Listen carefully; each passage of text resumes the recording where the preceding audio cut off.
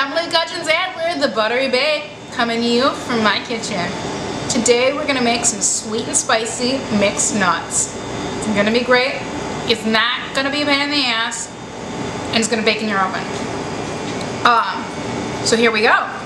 In the big bowl, I have 3 cups of mixed nuts, like the jug from the Costco mixed nuts. If you only like certain nuts, make it how you like it. I don't like these guys, but my dad will eat them, so that's fine. So in here we got cashews, we have almonds. These guys, I think they're Brazil nuts, they're kind of weird. And pecans. If you like walnuts, you like pistachios, whatever you like in there, throw it in. In the little pan, we have 3 tablespoons of butter. To that, we're gonna add a third of a cup of brown sugar. Maybe. This is the thing, they tell you to pack the brown sugar, and the brown sugar's like, I don't want to be packed. Pack me. You're gonna have to find out how to get me out. There we go.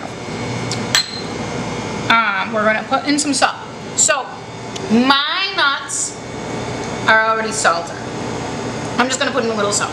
If your nuts are not already salted, you can put in more salt, less salt. It's kind of how you like it. This is a teaspoon, because we're gonna put in brown sugar, so there you go.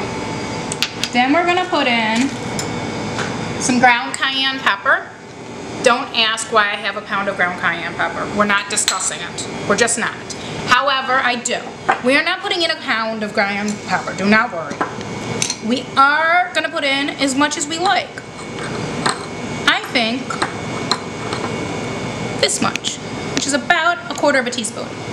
It's flavor dependent. You want more, you put in more. You want less, put in less. That's how we go. We're also gonna put in about 3 tablespoons of chopped rosemary.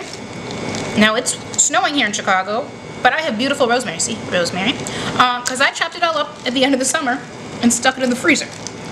So I would have it when I needed it without having to go to the grocery store. You want 3 tablespoons. That much. And then whatever stuck to my fingers. And then the little baggie's gonna go right back into the freezer in a second. Now we're gonna add some fun spice. So, nutmeg. Let's see if I've got one that started already. Do I? I don't. We'll start a fresh one. Nutmeg with our handy dandy grater.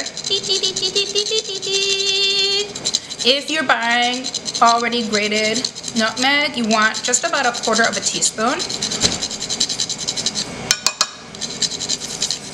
Fresh has more flavor, so it doesn't need quite as much. That's gonna go in, and then I forgot to get out the cinnamon, so I'm gonna put the nutmeg away. I'm gonna grab the cinnamon, my handy dandy little spice drawer. Of course, it's gonna be somewhere where I can't reach it. Oh, right up front. Happiness. So, just about a teaspoon of cinnamon. And then we're gonna put that on a low flame so that the butter can melt and the brown sugar can start to melt. Low flame.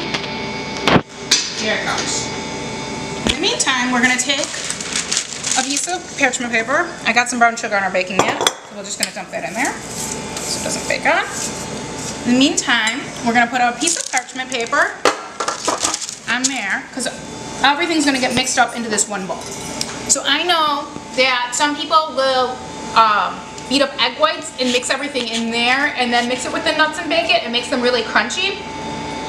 Extra steps. Why bother? Why bother with the extra steps? So let's go check on our brown sugar and butter and see how they're melting. My camera girl, you can stay there.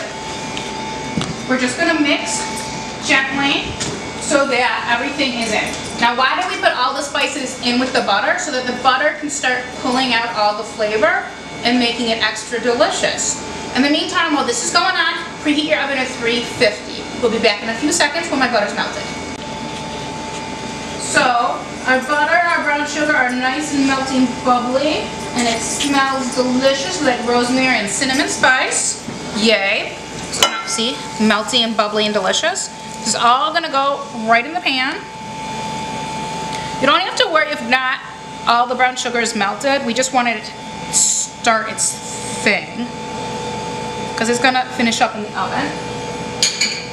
And since this is full of hot butter and brown sugar, use your spatula, not your hands.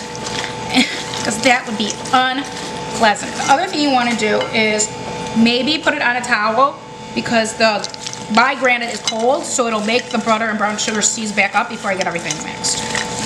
Towel just gives a little bit of insulation. Your house and counters are not as cold as mine, you don't have to worry. So everything is nice and mixed up. And again, if you don't like this mix, use whatever nuts you like. You want more cayenne?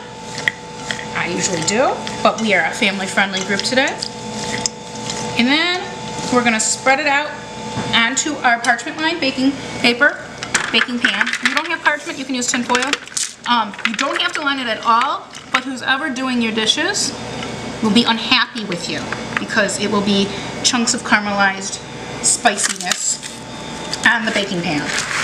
Now you want to spread everything out so that it can get nice and toasted. You're going to put this in the oven, and then depending on how roasty you like your nuts, be 15 to 20 minutes.